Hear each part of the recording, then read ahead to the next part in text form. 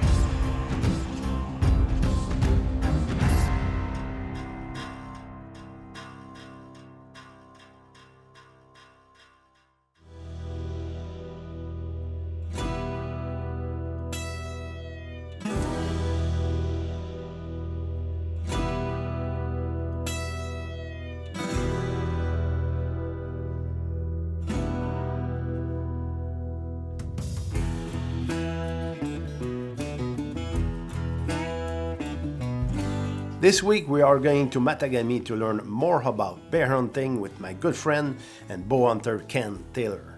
A hunting trip with Ken is always a memorable experience.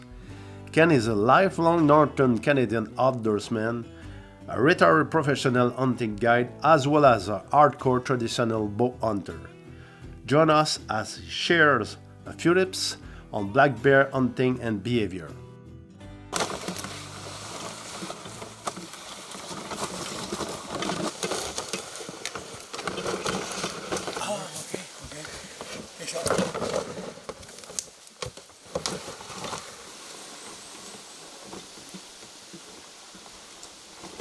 Well, as you noticed, I like making noise when I'm coming in to work on my setups during the daytime because I don't want to surprise a bear. If you surprise the bear, then he's going to be more cautious after. He'll be nervous all the time, even during hunting hours. And that being nervous will pass it on to other bears. If he's there, if there's 2 bears there, or even 3 around, and all of a sudden he takes off like crazy, they're going to think that there's danger and they're all going to leave. So that's why it's good not to surprise the bear, to let him know something is coming, just like when he hears a vehicle on the road.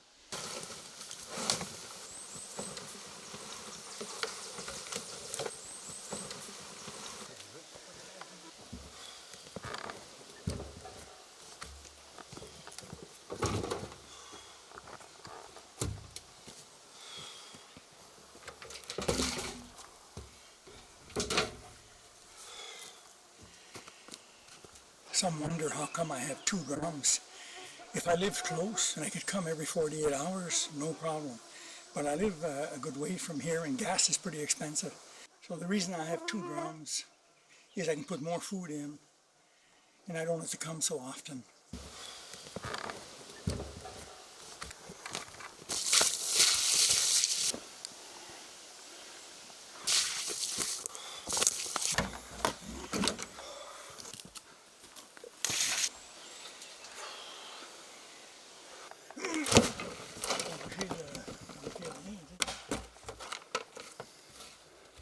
These used to be round holes, and from the bears going in and pulling stuff out and pulling, sometimes I used to put a little container of, for instance, bacon grease or something in there. So by pulling it out, they just eventually make the hole bigger and bigger and bigger.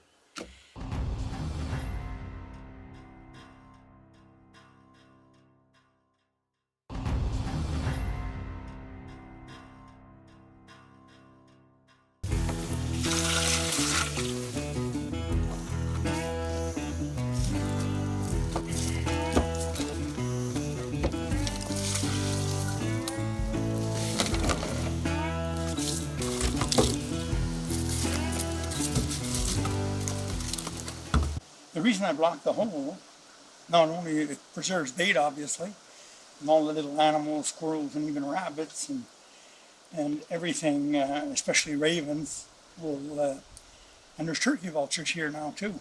So it preserves the bait, but also it makes the bears work a little bit, keeps them there longer, and I can tell by how the sticks are removed and everything, what kind of bear it was or what size approximately. If I put really big logs, you take it out and throw it far, and and it just, and then when I hunt though, or when we hunt, I remove the sticks, and sometimes a big bear will come and who's fooling around with my bait. So he'll come in quicker to investigate because he thinks another bear took the sticks out.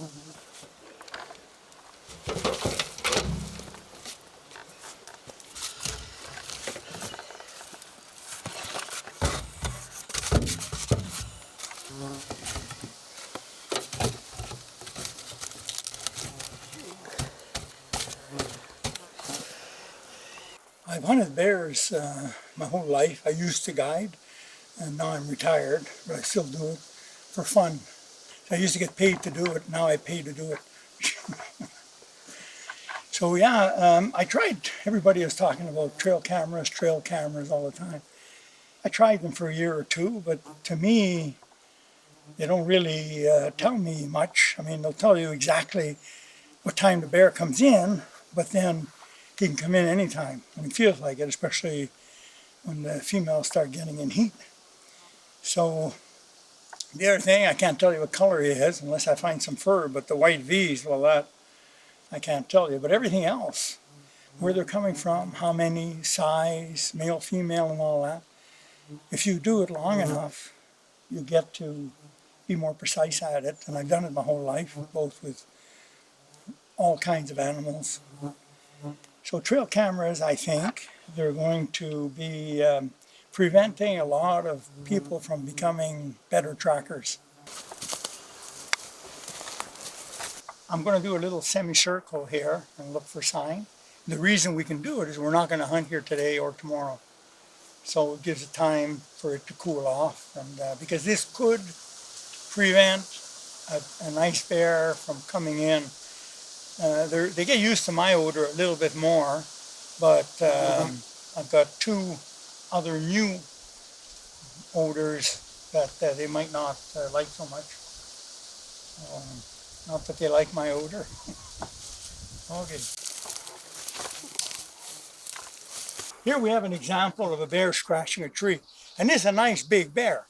Both I can tell that by the distance between his claws and the height of his right paw. So this is the left paw, and you can see the lowest scratch is the thumb, then the index, then the middle finger, which is the longest. And because he's an old bear, he either missed this claw, but I think that because he's such a big old bear, I think he's missing a claw on his ring finger. He went like this, and then he went like that. And he scratched, and you see the thumb fits perfectly there, then here. And then he missed it because he was up, and he only made 3 claw marks there.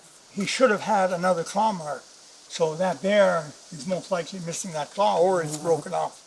It's broken a bit. So to me, it's obvious right away, left hand, right hand, or left paw, right paw.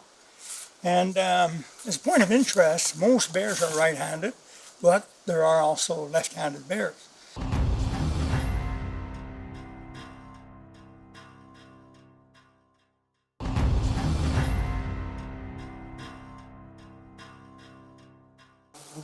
See, I was saying that most average bears will follow the same trails. And they won't, generally speaking again, they won't risk walking on the trail the big bear uses. The big bear often has his own pathways, and we'll try to find some. But the big bear goes where he feels like going. And here you have an example of a beaten down trail that a lot of bears use, but he also walked on this trail. And the impressions might be, I call them impressions because they're not tracks. They're depressions, but impressions of the bear's paws. And you see here, you can see he's a pretty big bear because he stepped here, he stepped there, he stepped there, he stepped over there. So it's a pretty nice big bear, and he goes where he feels like going. There's exceptions in everything in life, and that goes the same with reading sign for animals and the behavior of animals. Every once in a while, one will do what it's not supposed to do, or pass where he's not supposed to pass. So generally speaking, I give you what I've learned.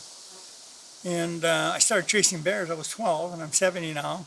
I took a little break in my early 30s, maybe a 3-year break.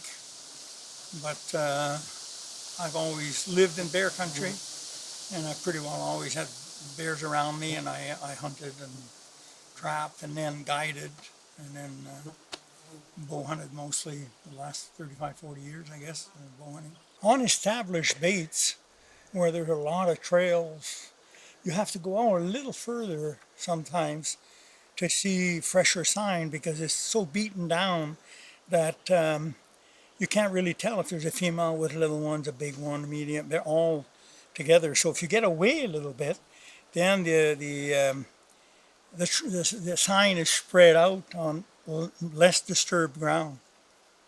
Well, that's why I'll go a little bit further, and I can see already some more sign. But I used to say that drop me off in a helicopter anywhere in bear country, and within 5 minutes, I'll find bear sign. It's very obvious. People just don't know what to look at or look for.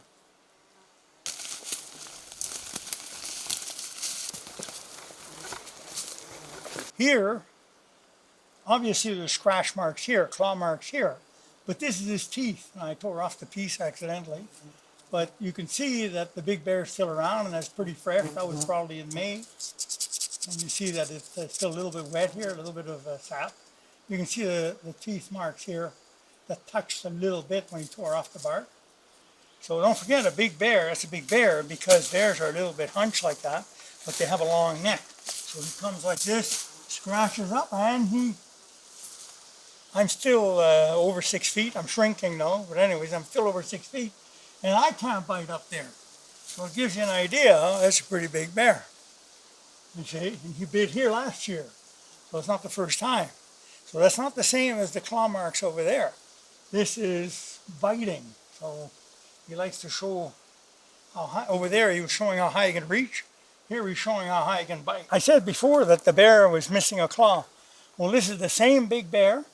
And look, he's still missing that claw. So it's all logic. It's all power of observation, interest, passion, and logic.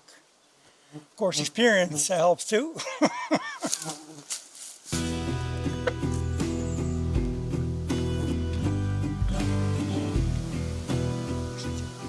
I like hunting the ground. I like hunting from natural ground blinds. This is a blind I haven't refreshed yet, refurbished. I add a little bit of greenery. And that hole is not my door. That's a hole the bear made to go in the blind. So they often, when I leave, they often go in the blind. Sometimes they try to get in while I'm there. I like, one of the reasons I like hunting the ground blind, it is more difficult because of scent and everything else, but I like being in the action rather than watching the action. With the bow also, the trajectory of the arrow for getting a double lung is better from the ground. You're even with the bear's 2 lungs that are in line, whereas from the air you might only get 1. Or anyways, yeah, this blind is not ready to hunt. I would pick up a little bit of balsam fir and spruce it up a little bit, but now because of the forest fires, I might not be able to use it this year.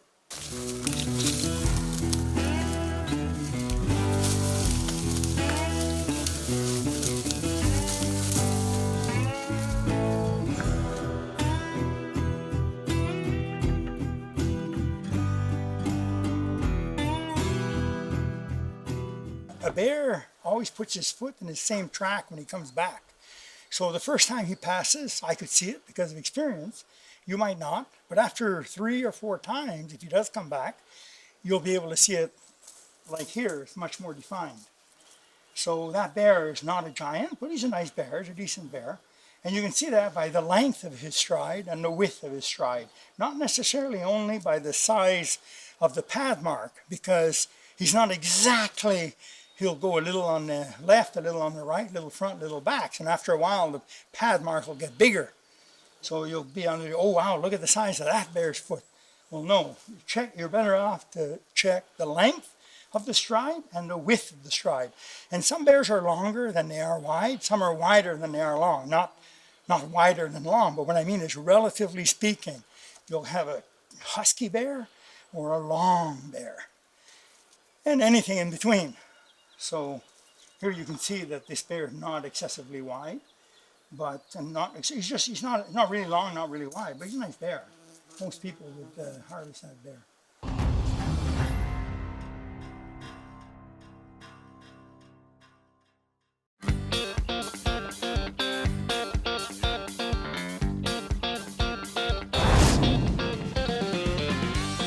Un des éléments importants du tir de précision, je dis tout le temps, c'est la stabilité. Évidemment, il y a d'autres éléments, d'être calme et tout ça, mais la stabilité est essentielle au tir de précision.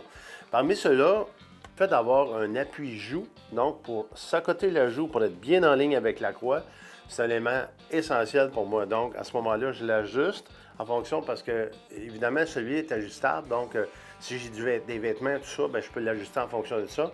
Mais grosso modo, il faut que ma joue arrive dessus pour que ma croix soit exactement avec mon œil. Parce que si je n'ai pas d'appui-joue, dans n'importe quelle carabine, j'arrive dans un endroit plus mou. À ce moment-là, ça ne me permet pas d'être en ligne avec mon scope et d'être stable et d'être sécure dans mon tir. Pour ceux et celles qui n'ont pas ça, il existe différentes méthodes, mais également, on peut s'ajouter donc un appui-joue très confortable que j'ai beaucoup utilisé dans le temps qu'il n'y avait pas d'appui-joue de ce type-là sur mes armes, mais on met ça par-dessus et ça s'en va complètement s'ajouter par-dessus. C'est très confortable et à ce moment-là, ça peut monter notre joue. On peut même mettre un petit coussin en dessous pour monter de façon à ce qu'on soit vraiment stable et confortable sur l'arme. Alors, je vous le conseille fortement, un appui-joue. Sinon, quand je vois les gens pas d'appui-joue, je me dis, impossible d'être vraiment, vraiment précis. Donc, il va y avoir un moment donné une erreur de tir. Et ça, bien, les erreurs de tir à la chasse, c'est accentué parce qu'on est nerveux. Donc, effectivement, il faut faire un tir précis parce qu'on ne veut pas blesser les animaux.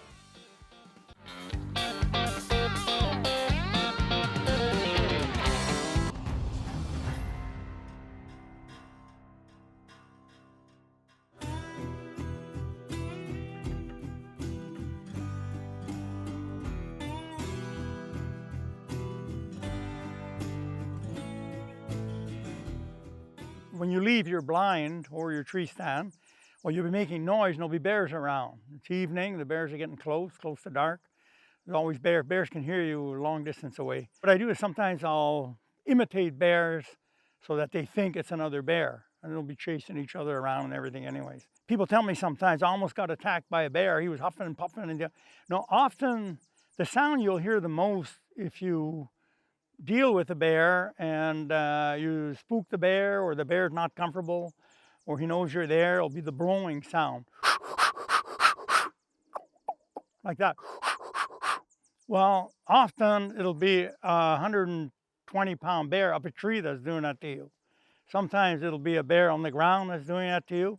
It's not really a sign they're going to attack you or anything. It's a sign they're very uncomfortable and they're trying to kind of nervously tell you they're upset and don't mess with them. But it's not really a sound they make before becoming dangerous. So you'll hear that often, it's common. And you'll see sometimes too, if there's a couple of bears around, sometimes you'll hear a bear start going, it'll start from inside of his stomach. And sometimes they'll both be doing it. And that's usually before they fight or when they come close to fighting. Another vocalization you'll do, the grunting they do, it actually, the different tone of the grunt will actually mean different things to different bears. Sows, especially black bears, they're more worried than they are aggressive. So the different tone, you'll hear her if she sends them and she's worried, if a big boar is coming and she knows, she'll look around and worry like this, and then she'll go, and then the little ones are going to come and then she'll leave with them. Then you'll hear a different kind of grunt, a deeper grunt, and that'll be the boars coming in, a mature boar's coming. It could be a sow too that does that. She'll be coming in. So sometimes you'll hear the mix of the jaw chomping and the grunt together. So they're coming in, and then you'll hear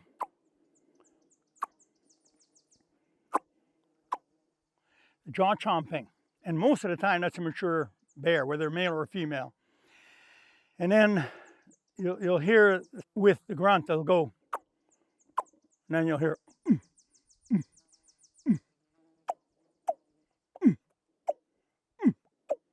Usually he's on his way in. If you just hear he's not sure he's around, or she or he, but usually it's a mature bear.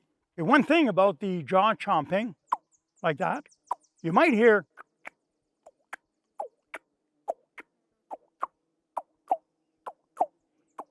that's not a bear, that's a raven. So sometimes the raven will be up and he'll be going different than just a singular syllable like that.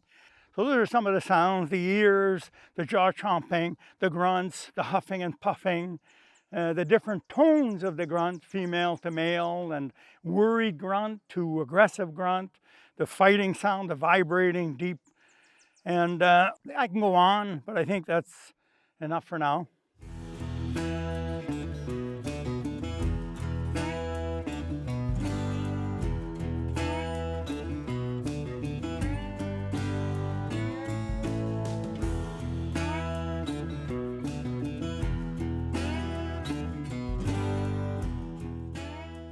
I hope that you enjoyed the episode as much as I did. Now we travel up north to visit Ken in his village of Waskaganish.